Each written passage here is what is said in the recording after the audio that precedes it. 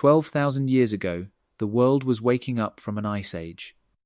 Mammoths still roamed the tundra, giant sloths wandered the plains, and humans were just beginning to settle down and build the first villages. But then, something strange happened. A gap, a silence, a stretch of thousands of years where the record goes almost blank. Civilizations disappear before they even begin, art stops, tools simplify. Entire regions go quiet. It is as if history took a deep breath and forgot to exhale. Scientists call it the prehistoric gap, and no one can fully explain it. We find clues buried in ice cores, hidden under the ocean, scattered through myths about floods and fire from the sky, but nothing that completes the picture. How does a species that survived volcanoes, comets, and extinction-level winters suddenly vanish from its own timeline? And what does that missing chapter say about us now?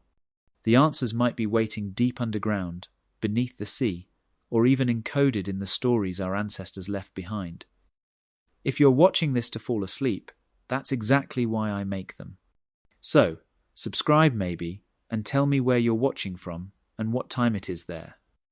I always check the comments, and it's like being in every time zone at once. Imagine opening the book of human history and finding entire pages missing.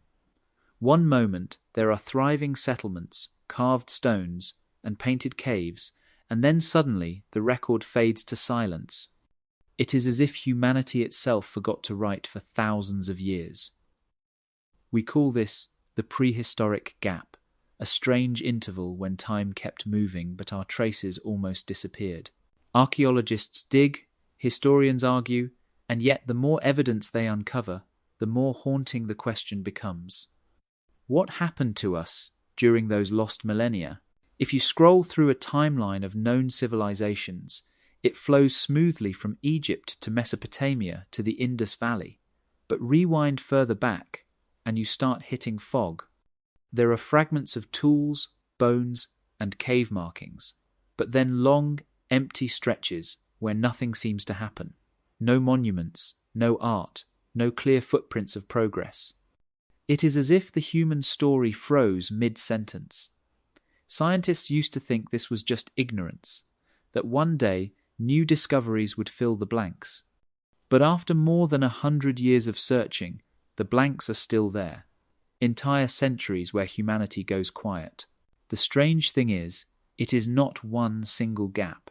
It is more like a recurring silence that appears in different regions at different times. North Africa, the Middle East, parts of Asia, even Europe, all show periods when cultural development almost stops. Then, without warning, it restarts, as if someone hit resume on the movie of history. That kind of pattern does not happen by chance. Something global, something powerful, was pressing pause on humanity again and again. Now imagine being one of them. You are alive tens of thousands of years before the first pyramid, living in a world that feels ancient and raw. Your ancestors have passed down knowledge through stories and tools, yet one bad storm, one drought, one volcanic winter could wipe it all away. No books, no cities, no archives. When disaster hits, memory dies with the survivors. Maybe that is why our timeline has gaps. Every time humans were pushed to the edge, they lost more than lives. They lost history. Scientists have a term for this kind of mystery. They call it a discontinuity, a point where the archaeological signal breaks down. Sometimes it is because of rising seas that swallowed coastal settlements. Other times it is shifting deserts burying ancient sites. The planet itself edits our story, erasing whole chapters with earthquakes, floods, and climate swings. And each time, humanity starts again, forgetting that it has already built and fallen before. When you step back and look at the pattern, it feels almost intentional, as if the earth has its own rhythm, a cycle of remembering and forgetting. Civilizations bloom, vanish, then bloom again on the same ground as if drawn by some invisible memory in the soil. Maybe that is why every culture on Earth has myths of lost worlds, golden ages drowned by floods or ended by fire. The prehistoric gap is not just about what we lost. It is about how close we came to never finding ourselves again. Beneath the silence, there is a story waiting to be remembered, a whisper from the time before time, calling us to uncover the years that history forgot. If you could stretch out all of human history like a film reel, you would notice strange jumps in the footage, frames missing, scenes that do not line up. Scientists call these missing frames the prehistoric gaps, and they are not small. Some last hundreds of years, others thousands. In those empty spaces, the human story flickers and cuts to black. Then it comes back, as if nothing happened. The question is not just where the evidence went, but why it disappeared in the first place. To understand the problem, you first have to know how archaeologists measure time. They build history, layer by layer, digging into the earth like someone reading a book from the end backward. Each layer of soil is a page, holding bits of pottery, bones, ash, and tools. The deeper they go, the older the story. By comparing layers across the world, they build a timeline that stretches back hundreds of thousands of years. But every so often, they hit an empty layer. No tools, no carvings, no signs of life. Just dirt. These are the torn pages of the human record. One of the biggest gaps shows up between about 12,000 and 8,000 years before the present, a time when the last ice age ended. Glaciers melted, sea levels rose by hundreds of feet, and coastlines redrew themselves. If early humans built settlements near those ancient shores, they would now be underwater, hidden beneath layers of sand and coral. Another appears in parts of Africa around 70,000 years ago, where evidence suggests large parts of the continent dried into desert. Populations collapsed or migrated, leaving behind little more than stone flakes and empty caves. Europe has its own version. Between 40,000 and 30,000 years ago, early human activity suddenly drops off. Caves once alive with paintings and tools go silent. The people who made the first great artworks vanish from the record for generations. Then, as if waking from a long sleep, new groups appear with fresh styles, better tools, and new kinds of art. Something erased the continuity. Something reset the story. Archaeologists track these breaks using radiocarbon dating, measuring the slow decay of carbon in organic material. It sounds perfect in theory, but nature loves to blur the clock. Volcanic ash, water damage, or chemical contamination can throw the results off by thousands of years. Sometimes entire periods appear blank, simply because the dating signals cancel out. A civilization might have existed, but its timeline gets scrambled until it looks like nothing was there at all. When scientists compare data from different continents, they find the same pattern repeating. South America, Southeast Asia, the Middle East. Everywhere, there are intervals when human activity thins out and cultural growth pauses. The rhythm is almost global. Climate shifts, disasters, or other forces seem to have acted in sync, pressing the pause button on civilization after civilization. It is unsettling to realize that our history is not a smooth line, but a heartbeat with missing beats. Each silence might represent a generation that did not survive, a memory that was never passed down, a city swallowed before it could be remembered. What we call the prehistoric gap might not just be missing evidence. It could be a record of how many times humanity has had to start over, forgetting its own past to build a new one from the dust. The earth keeps a diary, but it does not use ink or paper. It writes in ice, in stone, and in the rings of ancient trees. Scientists have learned to read these frozen and fossilized pages, and what they have found matches the gaps in our own story almost perfectly. When human history goes silent, the planet's record screams. The ice tells of sudden freezes, the rocks tell of droughts, and the trees show years that never truly grew. Together, they describe a world lurching between warmth and cold so violently that entire cultures could vanish without leaving a trace. Take the ice cores, drilled from Greenland and Antarctica. Each layer of ice captures a winter, sealing tiny bubbles of air that once filled the sky. Scientists can measure the gases trapped inside to tell how warm or cold the Earth was year by year, going back hundreds of thousands of years. Around 11,700 years ago, just as the last ice age ended, those layers show something terrifying. The temperature shoots up, then plummets again, then surges once more in a chaotic swing that lasted more than 1,000 years. It was not slow, it was sudden. Some years the climate shifted more in a decade than in an entire century. That is how civilizations die quietly. Tree rings tell the same story. Every year a tree adds one ring. Thick rings mean good growing seasons. Thin ones mean stress, cold, drought, or volcanic ash blocking sunlight. In samples from North America, Europe, and Asia, you can see lines where growth nearly stopped. Some of these line up with known volcanic eruptions that filled the sky with dust. Others line up with no known eruption at all, suggesting events so far back they have been erased except for these wooden scars.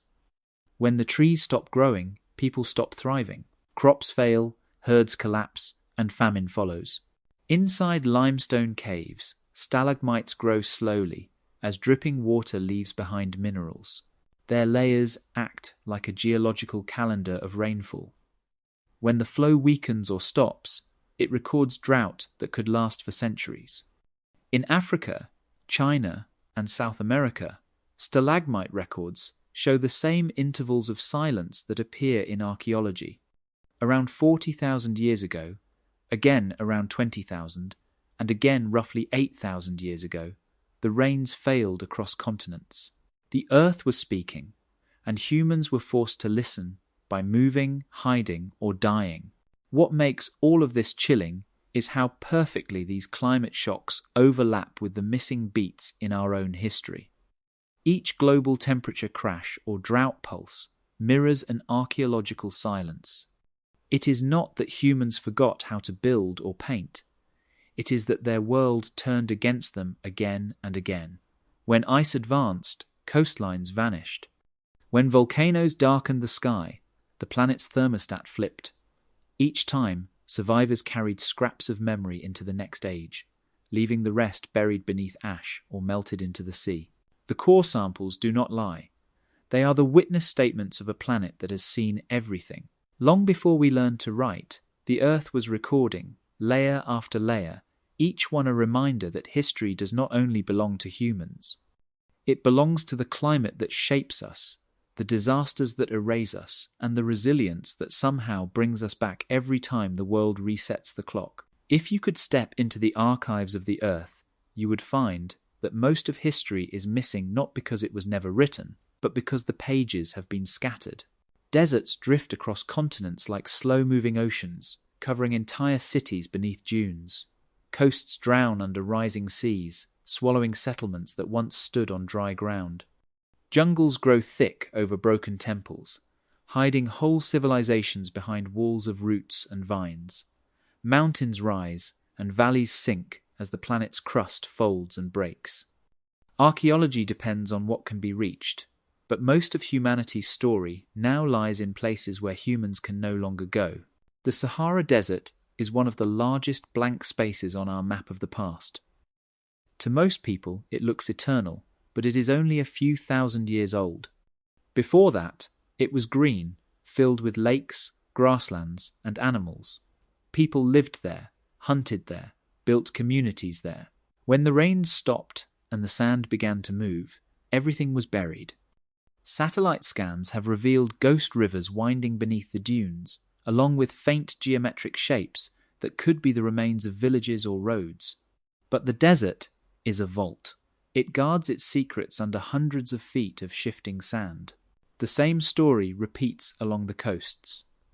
During the last ice age, the ocean was more than 300 feet lower than it is today.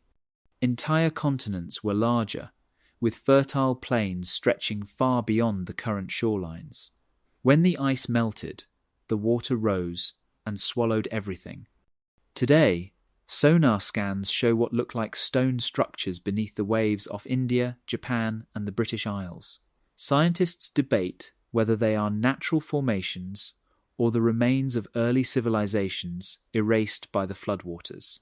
Either way, the evidence is trapped where light barely reaches and storms destroy anything that tries to dig it up. Then there are the jungles. In Central America, the Amazon, and Southeast Asia, thick vegetation hides ruins larger than modern cities. What looks like untouched wilderness often sits on top of ancient foundations. In Cambodia, laser scanning has revealed entire lost networks of roads and canals beneath the forest floor. In the Amazon, what were once thought to be random clearings are now understood to be remnants of vast engineered landscapes. The jungle does not destroy the past quickly. It smothers it slowly, folding every wall and statue back into the green until the forest and the city become one. Even the ground itself works against us. Earthquakes can drop whole regions below sea level or push them thousands of feet higher. Volcanoes bury everything under ash. Rivers change course, eroding one archive while creating another somewhere else. The evidence of ancient life is constantly being written, erased, and rewritten by the forces of geology. Archaeologists call this the problem of preservation. The past does not disappear, it just becomes inaccessible. Somewhere under desert sands, deep beneath the ocean, or sealed in tectonic scars, lie entire chapters of human history that we can barely imagine. The broken map room of Earth is not empty. It is overflowing. We just have not yet learned how to turn the pages that the planet has locked away. Imagine looking at a world map and realizing it is lying to you. The coastlines you see are not the ones our ancestors knew. The real edges of their world lie far beneath the waves, hidden under layers of silt and coral. During the last ice age, when the planet's temperature was lower and glaciers locked up much of the Earth's water, the sea level was more than 300 feet lower than it is today. The continents were wider, the beaches farther out, and the rivers longer. If people built their homes near those ancient shores, they are now under the sea, sealed away like time capsules in the dark. These underwater plains are called continental shelves, and they cover more than 10 million square miles of the planet. They were once dry land, dotted with forests, lakes, and river valleys. To early humans, they were prime real estate, full of fresh water and food. When the ice melted around 12,000 years ago, the ocean crept forward, drowning these places 1 mile at a time. It was not a single flood, but a slow, relentless rise that took centuries. Yet for the people who lived there, it would have felt like the world itself was sinking. Villages abandoned, paths swallowed, graves lost. The sound of the tide was the sound of memory being erased. Today, sonar mapping has started to uncover what lies below. Off the coast of India, near the Gulf of Kampat, scientists found patterns of stone blocks and geometric lines beneath 40 feet of water.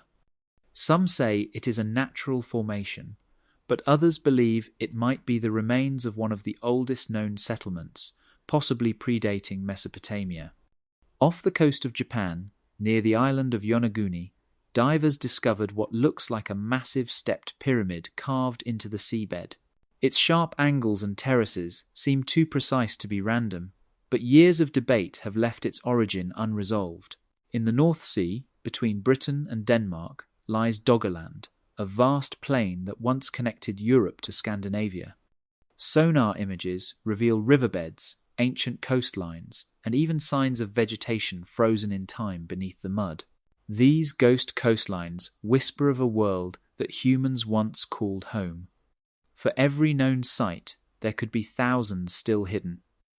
Think of the stories those places could tell, the first villages, the first fires on the beach, the first attempts at farming before history began to be written. The ocean floor is Earth's largest museum, but it is locked behind walls of pressure and darkness.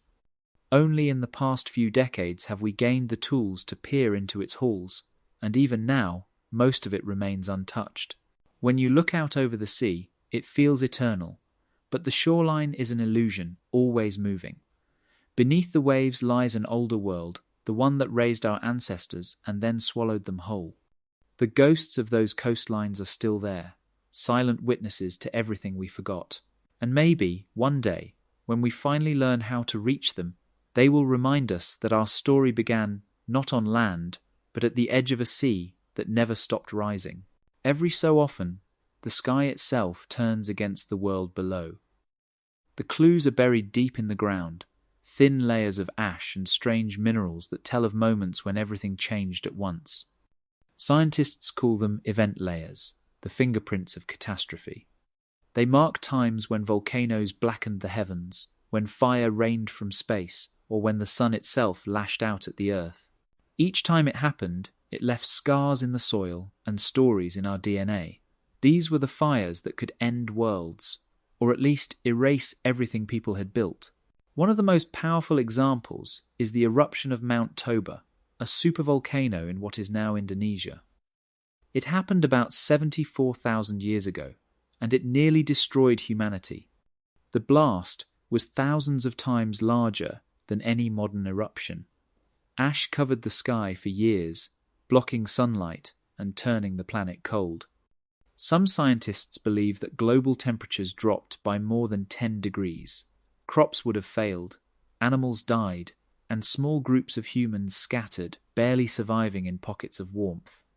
The evidence lies in the ground, a layer of fine grey ash that stretches from the Indian Ocean to Africa. Then there are the visitors from space. Around 12,800 years ago, something massive struck the planet, or exploded just above it. Across North America and parts of Europe, scientists have found a thin black layer rich in iridium, a metal more common in meteorites than in the Earth's crust. Mixed into it are tiny glass beads called microspherules that form only under extreme heat. This layer marks what some researchers call the Younger Dryas impact event, a catastrophe that might have sparked massive wildfires and sudden climate cooling. At the same time, the Great Ice Age animals vanished, and many early human cultures disappeared. Whether it was a comet, an asteroid, or a chain of cosmic explosions, the sky had spoken loudly enough to reset the clock of civilization. Even the sun can burn history. Solar flares are bursts of radiation from our star, and though they are usually harmless, some are strong enough to scorch the planet's upper atmosphere. Tree rings from around 7,000 years ago show sudden spikes in carbon isotopes that match massive solar events. If such a flare hit today, it would wipe out power grids and satellites. Back then, it may have shattered early agricultural societies by changing weather patterns or damaging ecosystems. The ancient people who saw strange lights in the sky or auroras near the equator would have feared they were witnessing divine anger. Every layer of ash, iridium, or melted glass in the ground is a line in Earth's diary, a reminder that nature has erased civilization more than once. The fire in the sky is both destroyer and sculptor, clearing the slate so that life can start again. Each catastrophe left fewer survivors, but stronger ones, people who would become the ancestors of everyone alive today. The planet remembers those fires, even when we do not, and every time we look up at the stars, we are staring into the same heavens that once tried to end us. There were moments in deep time when the human story almost ended, not because of war or conquest, but because there were simply too few of us left to carry the story forward. Scientists call these events population bottlenecks, times when humanity's numbers fell so low that the species nearly disappeared. It is like hearing a heartbeat fade to a whisper before slowly beginning to rise again. These are the invisible disasters, the ones written not in fossils or ruins, but in our DNA. Geneticists can trace every living person back through their ancestors, following the branching lines of inheritance. What they found shocked them. For a species with billions of people, our genetic diversity is surprisingly thin. Chimpanzees and gorillas, who live in small scattered groups, have far more variation than all humans combined. That means something happened long ago that wiped out most of our genetic lines. only a small group survived to rebuild. The rest of humanity vanished so completely that their bloodlines are only ghosts in our genes. One of the biggest of these near extinctions seems to have happened around 900,000 years ago. Scientists at the Chinese Academy of Sciences discovered that during this time, the human population fell to barely more than 1,000 breeding individuals. That is fewer people than fit in a modern high school. It lasted for over 100,000 years, long enough for genetic drift to reshape our species. The reasons are still debated. It might have been triggered by massive climate swings that turned Africa into desert, or by supervolcanoes that clouded the sky.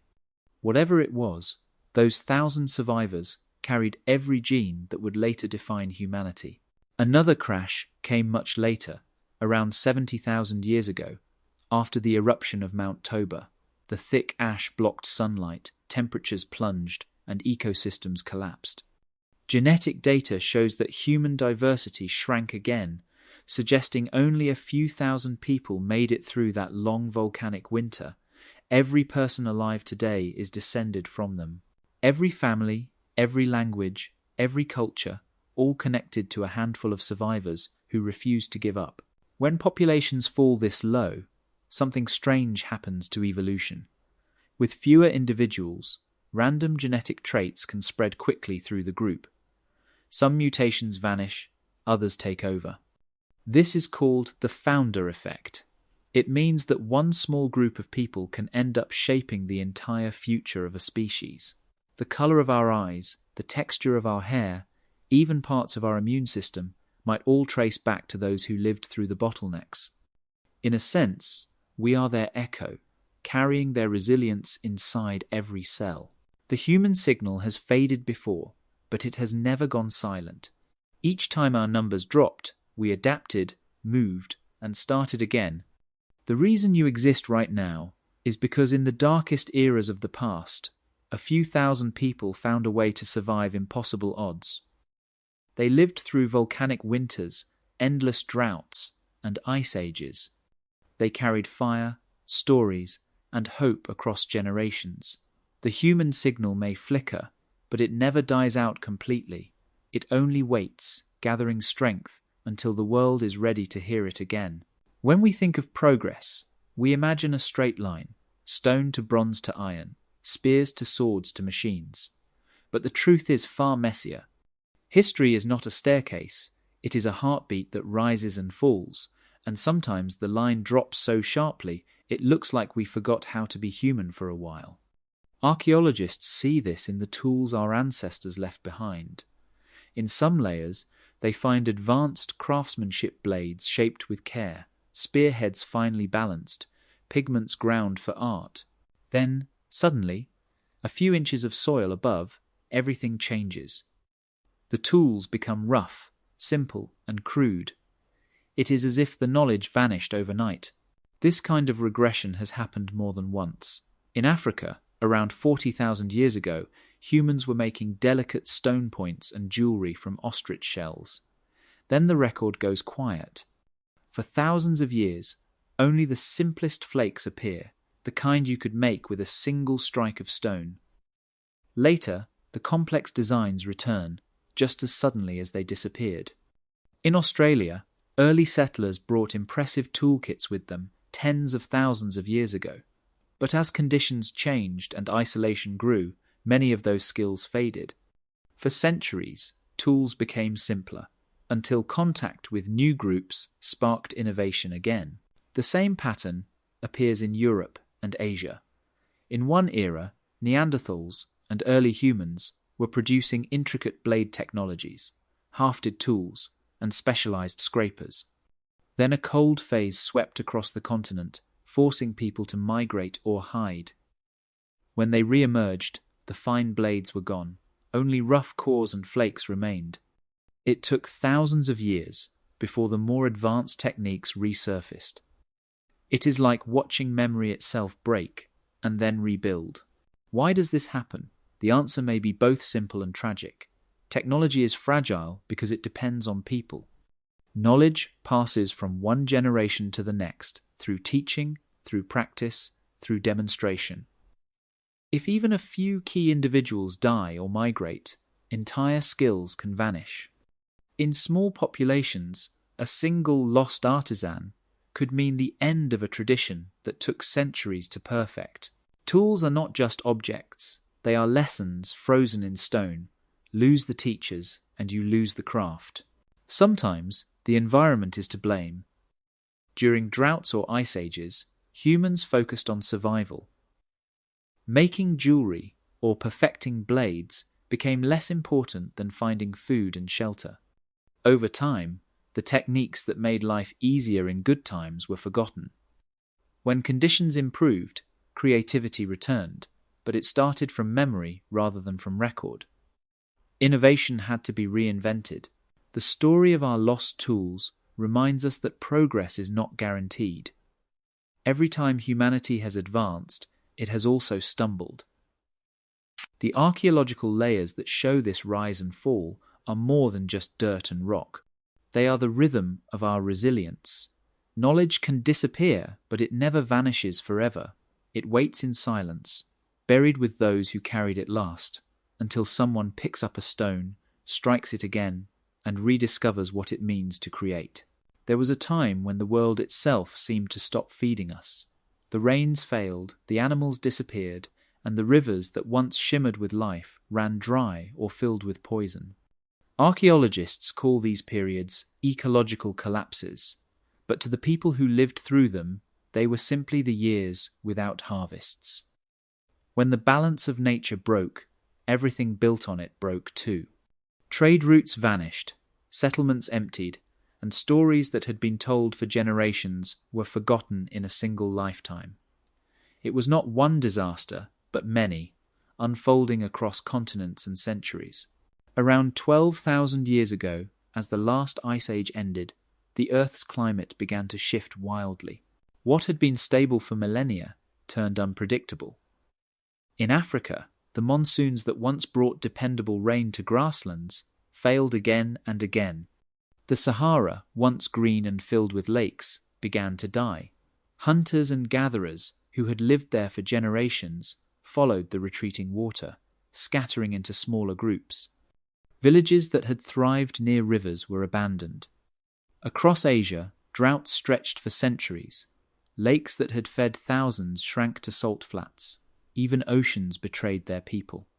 Warm currents shifted, killing coral reefs and turning rich fishing grounds barren. Civilizations that had relied on those waters were left starving on the shore. When ecosystems collapse, the damage ripples through everything. Big animals disappear first: mammoths, giant sloths, saber-toothed cats. Then the medium ones: deer, cattle, birds. Without them, human diets shrink, forcing people to eat whatever they can find: seeds, roots, insects, bark. In desperate times, whole communities move in search of food, abandoning their old homes.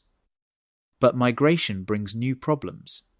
Different landscapes, strange diseases, conflicts with other groups competing for the same shrinking resources. Archaeological sites from these periods often end abruptly with no sign of violence. Just emptiness, as if people packed up and vanished overnight. It is easy to think of these events as local, but scientists now know that many of them happened at the same time, linked by global shifts. When one region burned or froze, another followed. Ice cores from Greenland and Antarctica show sudden temperature drops that match tree ring records from Europe and Asia. These global hiccups in climate could erase entire ways of life within a generation. Oral traditions that carried knowledge about when to plant or where to hunt became useless when the seasons no longer followed their old patterns. Myths of angry gods and endless nights may have been born from those times when people could no longer predict the sky. For a species that depended so completely on nature, these collapses were close calls. They erased languages, cultures, and inventions that we will never know existed. Yet somehow, every time the earth took away its gifts, humans adapted. Some learned to farm new crops that could survive in harsher conditions. Others turned to the sea, or move to higher ground. The years without harvests broke the old world, but they also forced us to invent new ways to live. Out of starvation came innovation, and out of loss came resilience. Each collapse left fewer people, but stronger survivors, carrying forward the lessons of a world that had stopped feeding them. You wake before sunrise because the heat will come fast. The air is still cold, thin, dry. Around you the camp is quiet, only the crackle of dying coals breaking the silence. Your people sleep in a small circle of shelters made from grass and bone. There are fewer of you than there used to be. Last season the river stopped flowing early, and half the clan left to find new water. You have not seen them since. The land that once gave everything now gives almost nothing. Every day feels like a question the earth is asking, and no one knows the right answer anymore. You travel light. A few stone tools, a bag of dried roots, a piece of firestone wrapped in animal hide to keep it dry. Fire is more precious than food now. When it rains, you guard it under your arms. When the wind howls, you build walls of stone to protect it. Without it, you cannot cook, you cannot stay warm, you cannot survive the nights when predators come close. Your elders say that long ago there were great forests where fire could be made easily. Now the trees are gone. You carry the last embers of a world that no longer exists. The clan moves slowly across the plain, following a path that your ancestors once knew by heart. The old songs tell of rivers and lakes that no longer exist, of grass that reached a man's chest. You still sing those songs because they remind you of who you are, even if the places they describe have turned to dust. Sometimes you think the songs are lies.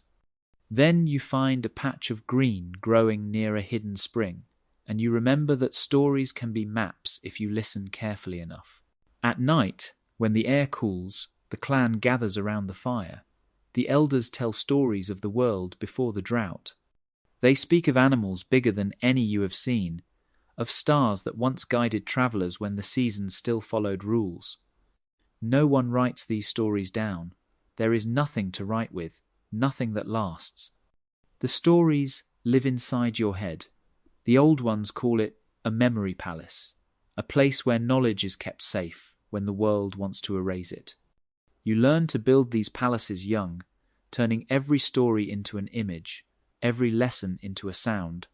Forget one link, and the chain breaks. Remember it all, and your people survive another generation. One night, you dream of rain. You dream of rivers swelling and trees blooming, of the sound of frogs calling to each other in the dark. When you wake, the sky is still empty, but you feel something in your chest. Hope is as fragile as fire, but it burns just as bright. You know your people will keep moving. You will find new water, new land, new stories. That is what humans do. We remember enough to begin again. The world tests us, breaks us, and still we carry the flame forward. Every civilization has stories about the world almost ending. They tell of great floods, fire that fell from the sky, and winters that lasted for years. At first, these tales sound like legends meant to frighten or teach, but hidden inside them are traces of something real. Myths are not just stories, they are archives.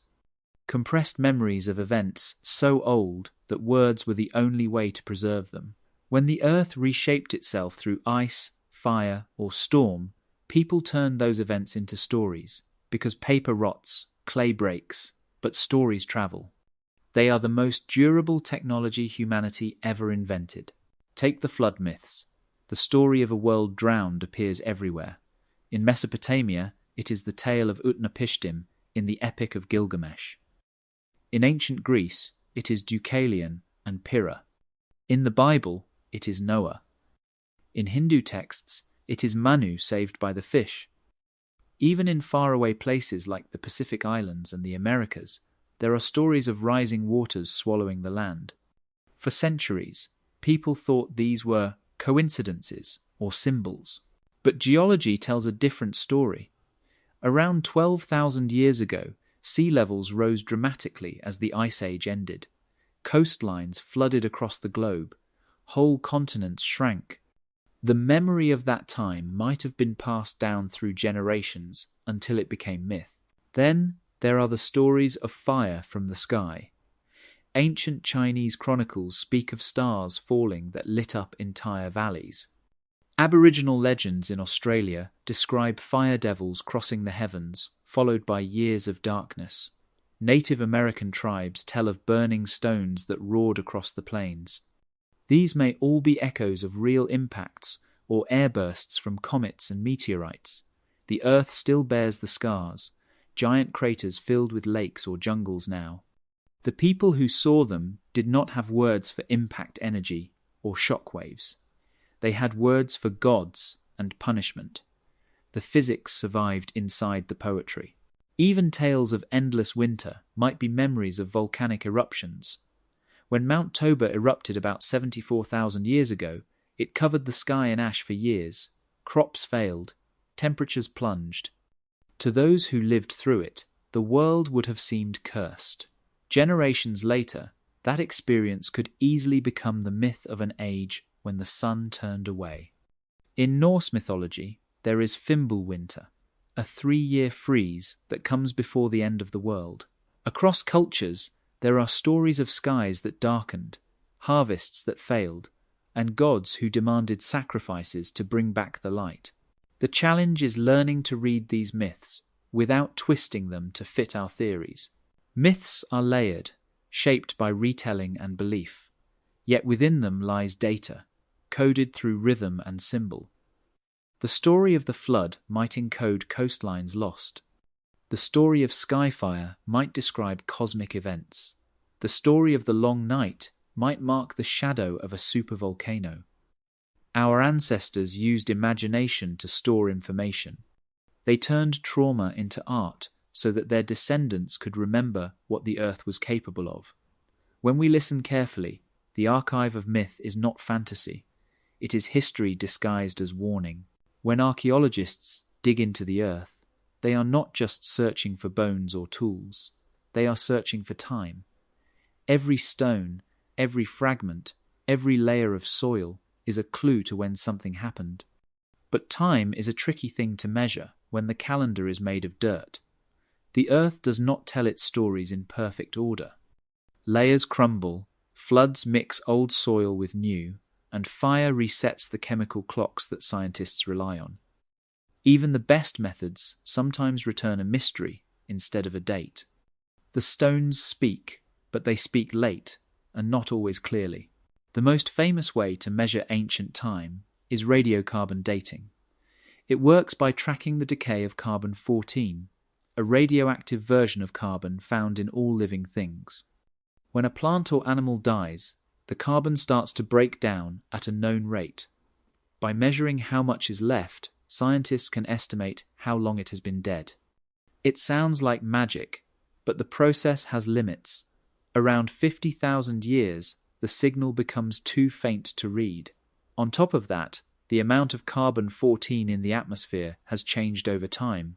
Solar flares, volcanic eruptions, and even human activity can shift it, throwing off the numbers.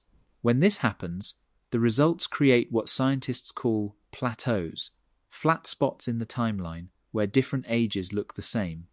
A tool from 40,000 years ago might give the same reading as one from 35,000. To archaeology, that is like static on the radio. Water can confuse things even more. In lakes and oceans, old carbon can linger for thousands of years before being absorbed by new plants or animals. When scientists test those remains, they appear older than they really are. This is called the reservoir effect. It means that a fish caught 2,000 years ago could look as ancient as a mammoth bone. In river valleys or floodplains, sediments from different eras mix together, creating what are called disturbed layers. One earthquake or storm can scramble centuries of history in a single night. When archaeologists dig into such places, they are not reading a clean page, but a paragraph rewritten by nature. To solve these problems, scientists use what they call a multi-proxy approach. Instead of trusting one kind of evidence, they compare many. Radiocarbon tree rings, ice cores, volcanic ash, even magnetic particles that flip with the Earth's field over time. Each method has its own weaknesses, but together they form a clearer picture. When the dates from different sources align, confidence grows. When they do not, it means there is still something left to learn. It is easy to imagine science as precise, but in truth, it is more like listening through static for a familiar voice. The stones and bones whisper, but they never shout. Every measurement carries uncertainty. Every discovery invites another question. Yet with each decade, our tools sharpen, and the whisper grows clearer. The stone may speak late, but it does speak, telling us that patience is as important to history as discovery itself. There is a moment in every fragile civilization when the survival of knowledge depends on just a few people. A handful of artisans who know how to shape metal, a navigator who can read the stars, a healer who remembers which plants cure and which kill. When those people die before they can pass on what they know, entire skills vanish overnight. Archaeologists call this a cultural bottleneck. It is what happens when the flow of information narrows so much that the past can no longer reach the future. The evidence for it lies not in ruins or writings, but in what suddenly stops appearing in the archaeological record. Tools become simpler, art disappears, trade routes fall silent. It is as if the teachers vanished, and no one else remembered the lessons. In small populations, knowledge is fragile. A single village might have only one person who knows how to make a certain kind of weapon or carve a boat that can survive the open sea. When famine, disease, or war comes, that person is as mortal as anyone else. If they die without teaching someone new, centuries of experimentation can be lost in one season. Unlike modern societies with books and machines, early cultures stored everything important inside human minds. Memory was their library. When memory was gone, knowledge died too. There are clues that this happened many times. In the Pacific, oral histories tell of islands that once built great double canoes for ocean travel. Later generations could only make small rafts. In Africa, regions that once traded bronze tools switched back to stone after wars wiped out their metalworkers.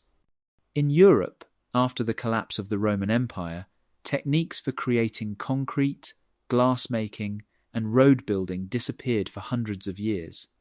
The cities remained, but the knowledge behind them was gone. The people who came after had to rediscover everything piece by piece, guided by fragments of stories about what their ancestors once knew. Even in modern times, this pattern repeats. When the Library of Alexandria burned, it was not just books that were lost, but centuries of research. When explorers reached remote tribes that had survived in isolation, they sometimes found evidence of forgotten technologies. Intricate carvings, maps, or tools made from materials no longer found nearby. The people remembered that their ancestors knew how to make them, but had no idea how the process worked. The chain of teaching had broken long ago. Human culture is not built on inventions alone. It depends on the teachers who carry those inventions forward. When a population shrinks or scatters, its experts are often the first to vanish, not because they are weak, but because they are few. Every era has its lost teachers, those who held the key to entire worlds of skill and understanding that never made it past their final breath. The progress of humanity is not a straight climb. It is a relay race, and sometimes the torch falls before it can be passed on. Yet what makes us remarkable is that even after the flame goes out, someone always finds a spark and starts teaching again. There was a time when the world went quiet, not because people stopped speaking, but because they stopped travelling. The ancient roads that once carried merchants and messages turned to dust, and the seas that had shimmered with sails grew still. The great exchange of goods and ideas that had connected faraway lands broke apart. Archaeologists call these periods trade blackouts, times when the lines that tied humanity together snapped. Beads, obsidian, copper, and other precious materials vanish from the record. What remains are signs of isolation, small communities surviving alone, repeating the same patterns for generations because no new knowledge arrived to change them. Before the silence, trade was more than economics. It was communication. A single shell found hundreds of miles from the sea, or a shard of obsidian traced to a distant volcano, tells the story of human connection. People carried not just goods, but songs, myths, and inventions. Through trade, one person's discovery could reach the edges of the world. When that network failed, innovation slowed to a crawl. Civilizations turned inward, their creativity confined to what could be made with local hands. Progress did not stop because people stopped thinking. It stopped because they could no longer hear each other. In the ruins of the Indus Valley, archaeologists have found evidence of a once bustling trade network linking India, Mesopotamia, and the Arabian Peninsula.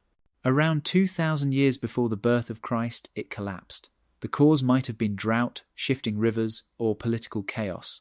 Whatever it was, the result was devastating. The standardized weights, the carefully measured bricks, the inscriptions that hinted at written communication all disappear at once. The cities were not destroyed by war. They were abandoned when their connections to the wider world broke. Without trade, even a thriving city becomes a cage. The same happened in the Mediterranean after the fall of the Bronze Age civilizations around 1200 years before Christ. For centuries, the sea had been a highway linking Egypt, Greece, and the Near East. Then came a wave of disasters, earthquakes, invasions, and famine. The ships stopped sailing. Written language vanished in Greece for hundreds of years. The art of crafting complex metal tools disappeared. It was as if an entire continent forgot itself. Scholars call it the Greek Dark Age, but it was not just darkness. It was silence. Trade is how humanity breathes. The flow of ideas is the oxygen of progress.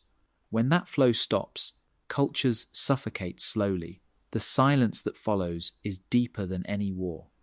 It is the quiet of isolation, of stories that no longer reach new ears.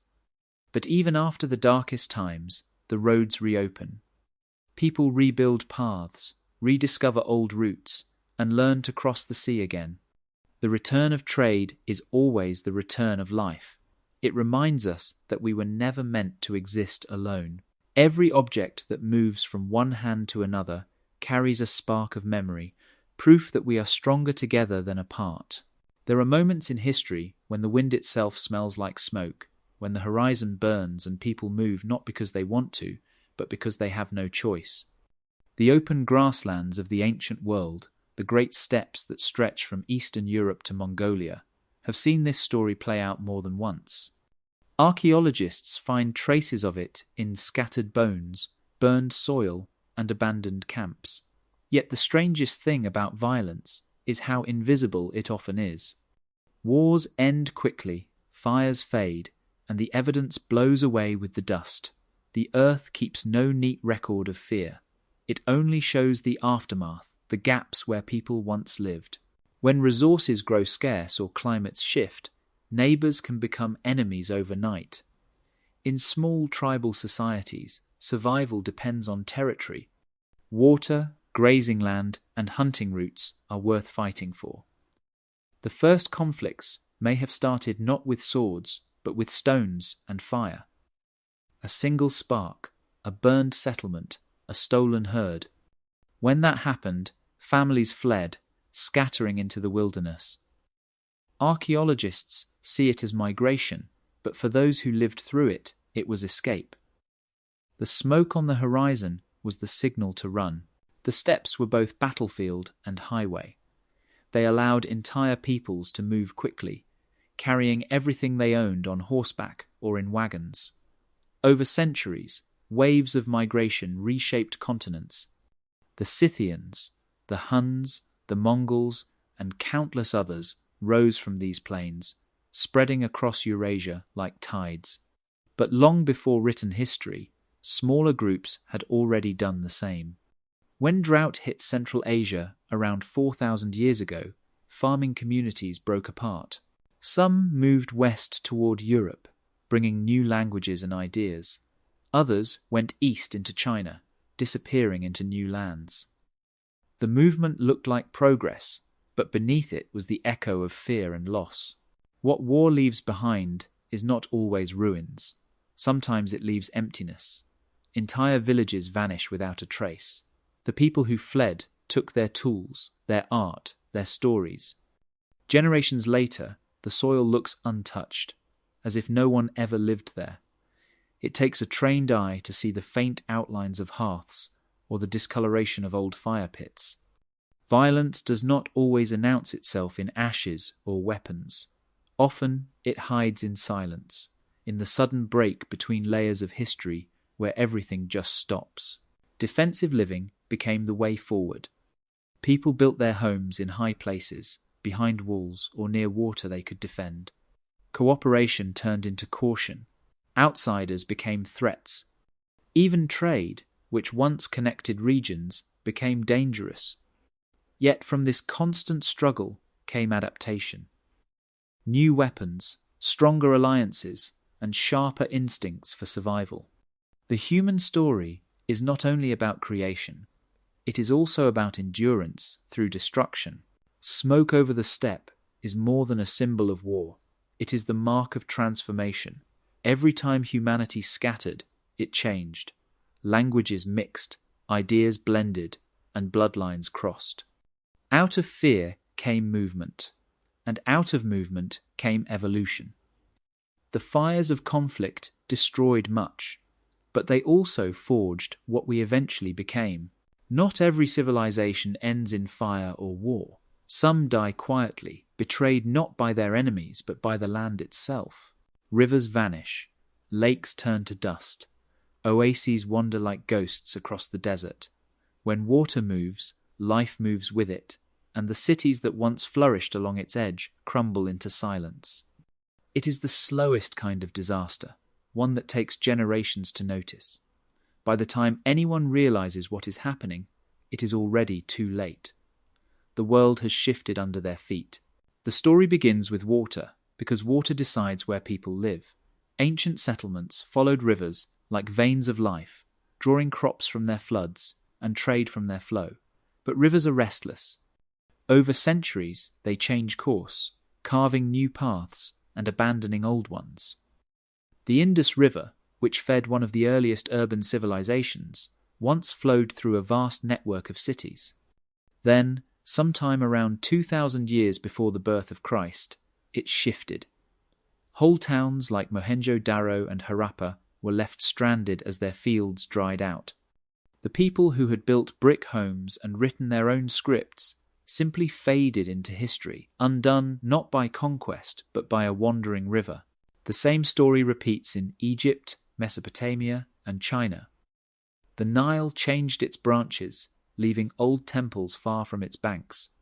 The Tigris and Euphrates silted up their channels, forcing farmers to abandon fields that had been fertile for centuries. The Yellow River earned the name China's Sorrow because it changed course so often that maps became useless. Each shift rewrote geography and erased the human footprints left too close to the water's edge. Archaeologists now find these dead cities beneath layers of sand and salt, perfectly preserved reminders that stability is an illusion. Even inland lakes are treacherous. In Central Asia, the Aral Sea was once one of the largest bodies of water on Earth. Over millennia, it expanded and contracted naturally, swallowing land and giving it back. Ancient people built settlements along its shores, only to find them swallowed when the water rose or abandoned when it fell. The same pattern played out in the Sahara, where lakes that once stretched for hundreds of miles vanished so completely that their basins became dunes. Beneath those dunes lie traces of fishing villages, tools, and bones of animals that no longer exist. The desert was once a garden, and the garden turned to dust. It is easy to imagine catastrophe as sudden, but the earth often works slowly. 1 inch of silt, one shift in rainfall, one dry season too many. The changes are so gradual that each generation believes things are almost normal, They adapt, move their farms, dig deeper wells, build further downstream. Then one day there is no downstream left. The river has left them behind. Buried rivers mean buried cities, but also buried memories. Every ruined settlement tells the same quiet story. Nature does not need violence to erase history. It only needs time. And as it rewrites its own map, we are reminded that all human permanence is temporary, balanced delicately on the water that decides whether we live or vanish. Beneath the calm surface of the ocean lies a library without shelves. It stretches for thousands of miles along the world's continental shelves, filled not with books, but with the ruins of human memory. Divers call it the drowned world. Archaeologists call it the submerged landscape. Whatever name you give it, it holds the lost chapters of our story, buried under 30 to 100 meters of water. Thousands of years ago, those seas were dry land. They were valleys, rivers, and coastlines where early humans built their homes. When the great ice sheets melted and the oceans rose, they vanished beneath the waves, their histories sealed in sand and silt. The work of uncovering them is slow and silent. In the North Sea, teams of marine archaeologists drift above what they call Doggerland, a lost landscape that once connected Britain to Europe. Beneath them lies evidence of rivers, forests, and even tools left behind by hunters who walked there 10,000 years ago. Using sonar and sediment cores, they map ghost rivers and shorelines now invisible to the naked eye. Each discovery rewrites our understanding of where people lived and how they adapted to the last great climate change. In the Mediterranean, divers explore terraces that look like stairways carved into stone. Some believe they were once ancient harbours or temples, now buried under centuries of silt. LiDAR scans from drones reveal geometric shapes along the seafloor, grids, and walls that could only have been made by human hands. Off the coast of India, near the city of Dwarka, teams have found structures that resemble city blocks, lined with what might be foundations or walls. They lie 20 meters underwater, coated in coral and seaweed, but still unmistakably artificial. Each new image deepens the mystery of how much we have lost to the sea. In Japan's Yonaguni site, massive stone formations rise from the ocean floor like the steps of a forgotten pyramid. Some scientists think they are natural. Others see the traces of chisels and planning. Whether nature or human-made, the site reminds us how easily history can hide beneath the waves. Once the ocean claims something, it becomes part of another world, a world where time moves differently and discovery requires courage, patience, and technology. Sediment traps placed in coastal estuaries catch tiny fragments that drift from these hidden places, bits of charcoal, pottery dust, or pollen from plants that have not grown on land in thousands of years. Each fragment is a whisper from a vanished shoreline, a small proof that people lived where the ocean now moves. Scientists study these traces to rebuild maps of the ancient world, piece by piece, layer by layer. The library underwater is not closed forever. With sonar, LiDAR, and deep-sea drones, we are beginning to turn its pages again. Each discovery is a reminder that history is not confined to the land. It flows beneath the tides, waiting to be read by those brave enough to dive into the silence where our ancestors once stood on dry ground. The desert looks empty, but it is not. Beneath its endless dunes, entire worlds sleep. The wind covers them with patience, one grain at a time, until temples, roads, and rivers vanish beneath a horizon that shifts every season. The desert is not just a landscape, it is an animal with teeth. Its wind bites into stone, strips paint from walls, erases inscriptions, and chews history down to dust. What it does not destroy, it entombs.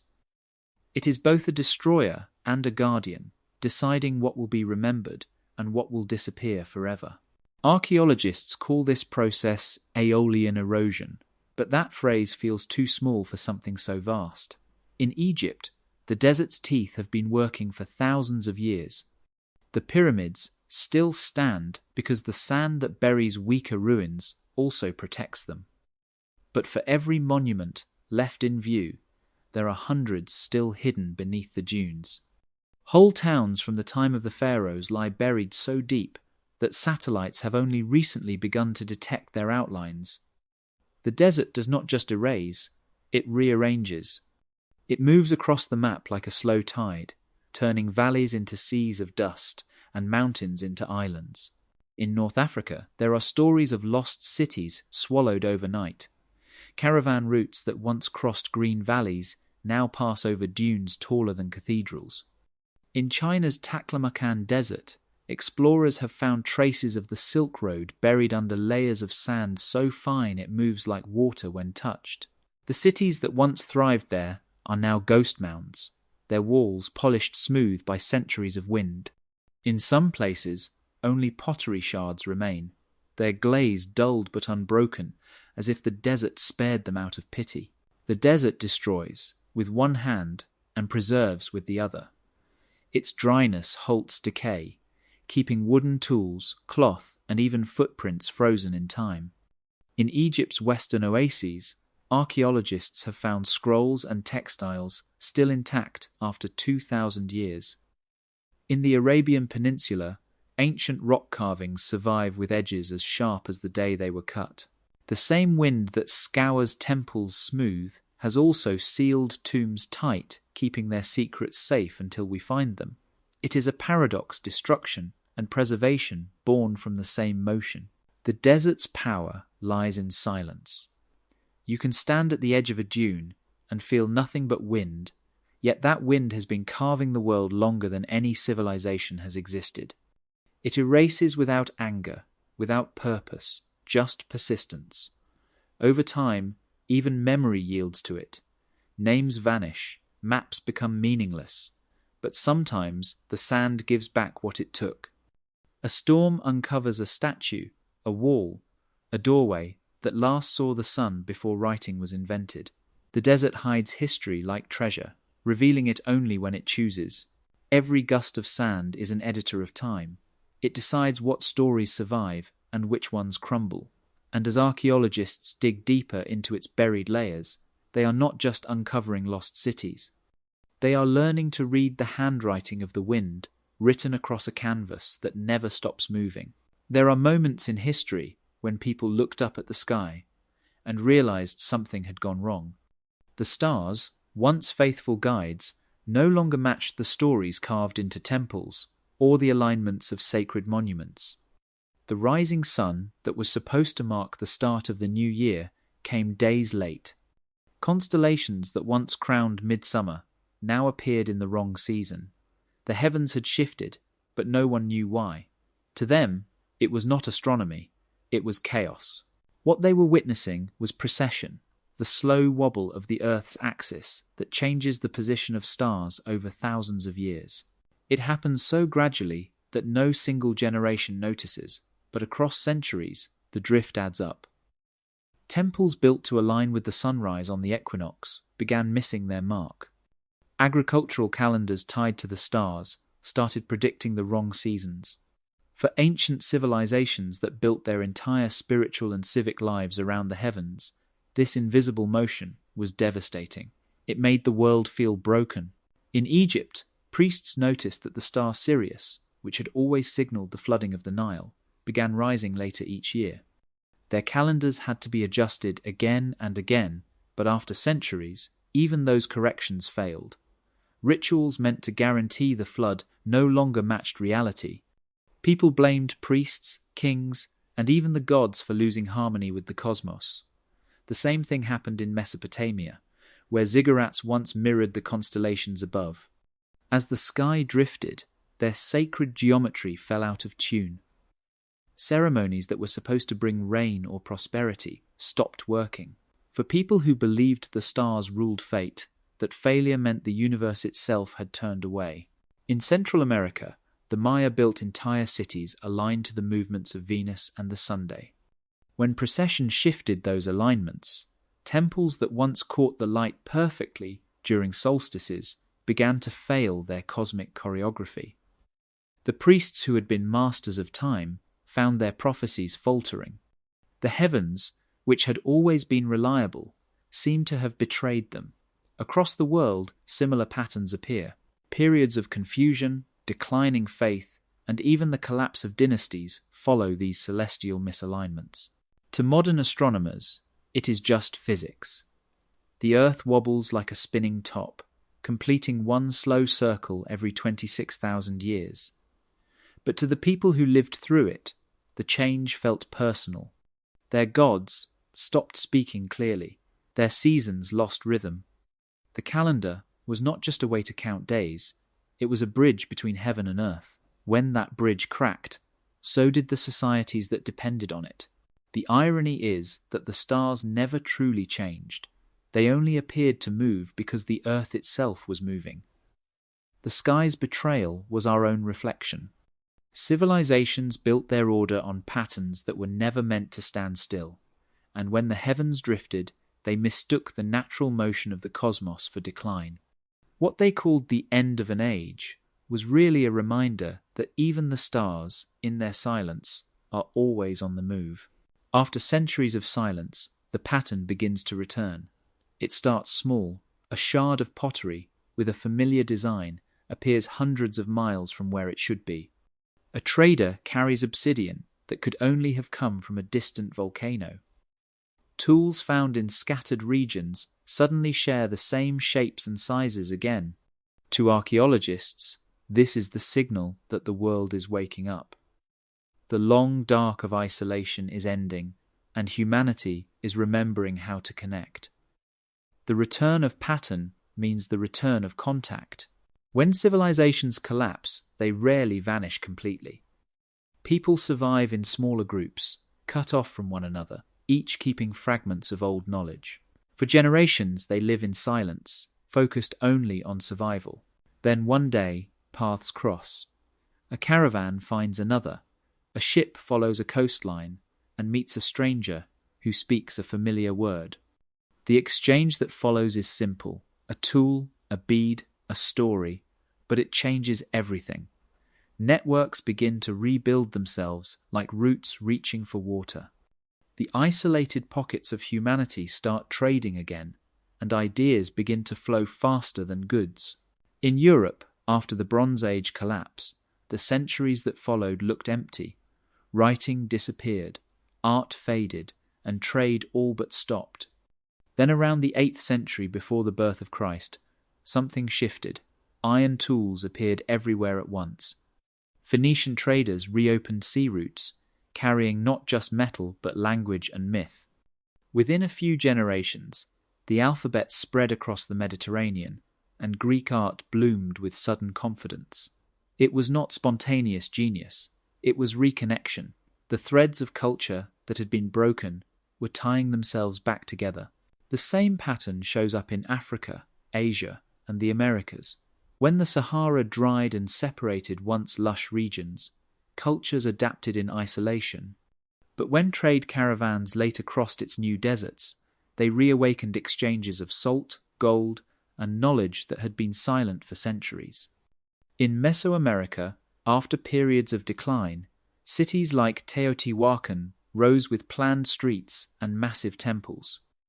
It was as if someone had rediscovered an ancient blueprint and shared it again. Everywhere, the same story repeats. After long silences, civilization hums back to life. What looks like creative explosion is often just rediscovery. Humans have always been connected by invisible lines: trade, language, migration, curiosity. When those lines snap, knowledge fades. When they mend, it returns. The rhythm of progress is not steady. It stutters, stops, and starts again. What matters is not that we forget, but that we remember how to share. When standardized tools reappear in the archaeological record, they are proof of conversation. When art blooms across distant lands at the same time, it is proof that ideas are traveling again. The return of pattern is a sign of life. It tells us that humanity never stays fragmented forever.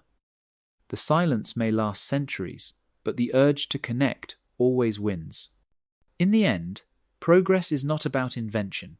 It is about reunion, the rediscovery of each other, and the rhythm that returns when the world remembers how to speak again.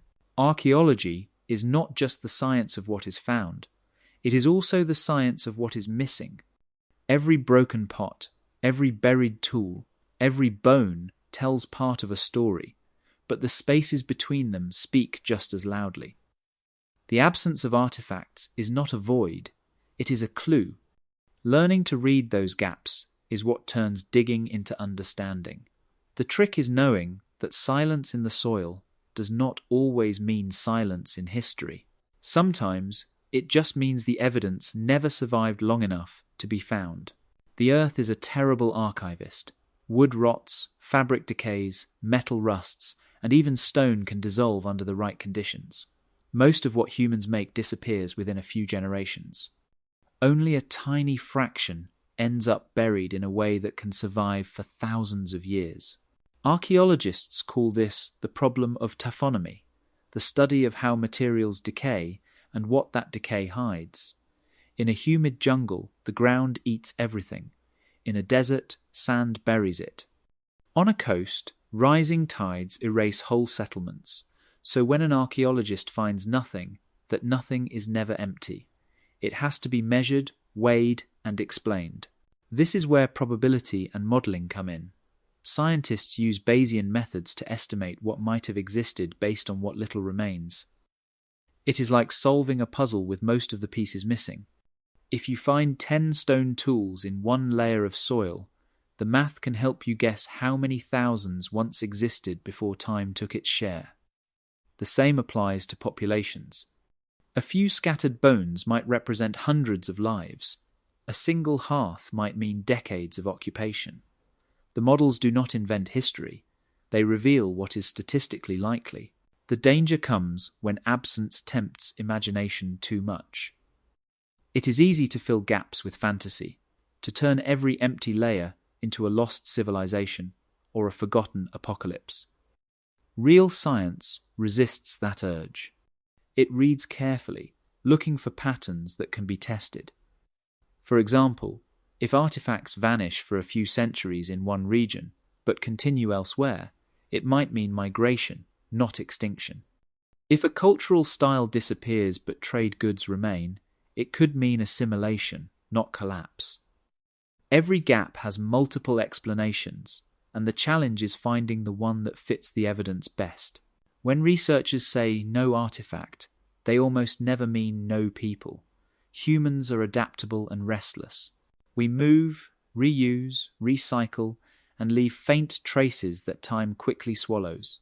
Some of the most populated areas in ancient history look empty today simply because their remains lie beneath modern cities or deep underwater. The absence we see is often just the shadow of presence, blurred by erosion and time. The forensics of absence is a kind of listening. It means paying attention to what should be there but isn't, and asking why. The soil may not always confess directly, but with patience and math, it whispers. Every missing tool, every empty layer, every silence in the record is not proof of nothing. It is proof of how fragile evidence is, and how much humanity has done that still waits, unseen, beneath the earth. Most of our planet's history is still buried, not because it was lost, but because we have not yet gone to the right places. The maps of archaeology are full of blank spots, edges labelled only with questions. Every year, technology pushes those edges farther back, opening new frontiers for discovery. The places we have not looked are not mythical or unreachable. They are real, concrete, and waiting. If the next decade of exploration succeeds, we may finally fill in some of the deepest gaps in human history.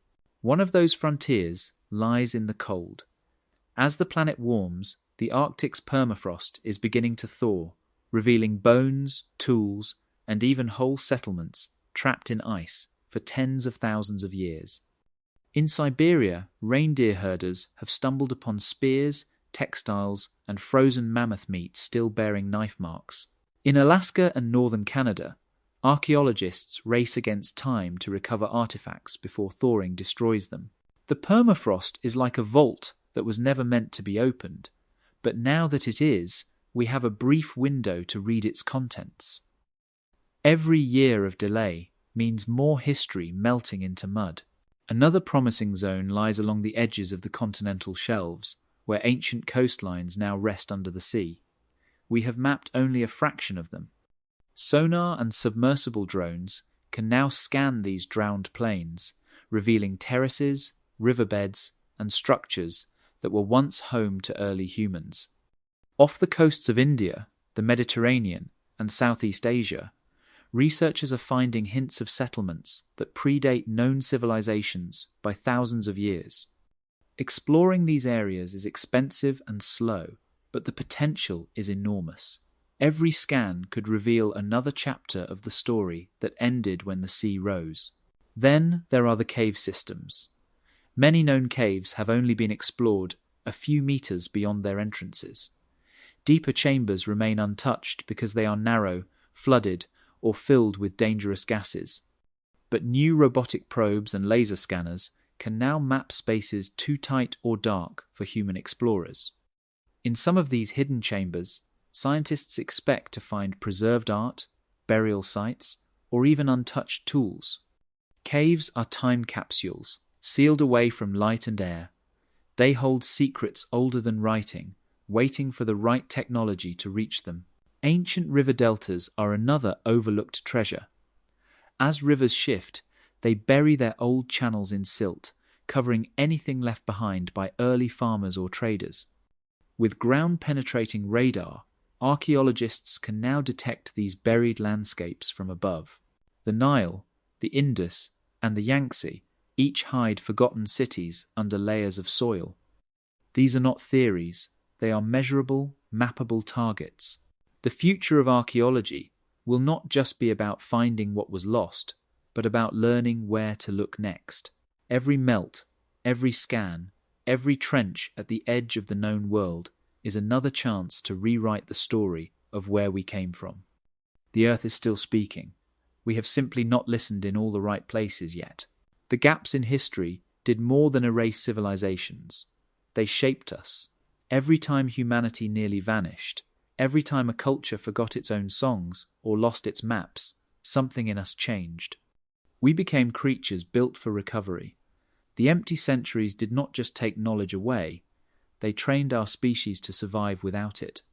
The reason humans are so adaptable, so obsessive about teaching, and so connected across distance is because of what the gaps demanded from us. They forced us to evolve not just biologically, but culturally. When knowledge breaks, only the adaptable survive. The groups that made it through the long silences were the ones who learned to keep their wisdom alive in more than one form. A toolmaker might teach his apprentice, but he would also carve the pattern into stone or repeat it in song. Hunters would turn their strategies into dances, so the body could remember what the mind might forget. People began to layer information inside ritual. Every prayer, every harvest festival, every myth, doubled as a survival manual disguised as worship. The gods became memory systems. The more complex the ritual, the more knowledge it could hold. When literacy failed, ritual kept the data safe. The gaps also taught us redundancy. Early humans learned never to let one person hold all the knowledge. If only one elder knew how to track herds or find water, a single death could doom a whole tribe. So, information spread across the group. Children learned from everyone, not just their parents. Memory became a communal responsibility. It is why human teaching feels so natural to us now. We are born to explain, to repeat, to pass things on. We tell stories not just for entertainment, but because forgetting is dangerous. The instinct to teach may be our oldest survival trait. The collapse of old networks made us rebuild new ones wider than before. When droughts or floods forced clans to move, they sought out distant allies. Marriages, trade, and shared ceremonies became lifelines. Wide area kin networks formed, stretching across regions and cultures. These connections helped information travel even when writing did not exist. A myth told by one group could reach another 1,000 miles away and carry lessons with it. This is how ideas about fire, farming, or navigation spread long before maps or books. The human web replaced the missing archives. The result of all this is visible even today. Our obsession with communication, our impulse to record, our drive to connect globally, all of it traces back to the ancient gaps. We learned that isolation kills and silence erases, so we built societies designed to prevent both. Every school, every story, every digital cloud is part of that same instinct to never lose everything again. The gaps were disasters, but they were also teachers. They taught us to duplicate our knowledge, to encode it in art and language, to trust in community over isolation. The blank spaces in history are not just absences. They are the forge that made humanity resilient, shaping minds and cultures that could survive even when the world itself forgot us. The story of the gap is not a story about loss. It is a story about waiting. Every missing layer, every silent century, every vanished artifact is not proof that nothing happened, but that something did, and it is still out there, hidden beyond the reach of our tools. The blank page of history is not empty. It is a canvas still covered by dust, a chapter we have not yet learned how to read. The people who lived in that silence were as real as we are. Their hands shaped the world we inherited. Their voices echo faintly in the fragments we have found. What we call mystery is just time taking a breath. The gap is not our enemy. It is a teacher, a mirror that reminds us how much we still do not know. It forces humility onto a species that often believes it has conquered knowledge. We build timelines and call them complete, but beneath our maps and museums are oceans of unanswered questions. The more we uncover, the more we realize that absence is part of the pattern. The earth hides things for reasons we may never fully understand. Sometimes the soil buries history to protect it. Sometimes it erases to make room for renewal. Either way, the gaps are alive with potential. Every discovery, we make an ancient genome, a tool pulled from the seafloor. A painting lit for the first time in a cave shrinks the blank spaces a little more. Yet, even as we fill them, new ones appear. That is the rhythm of knowledge.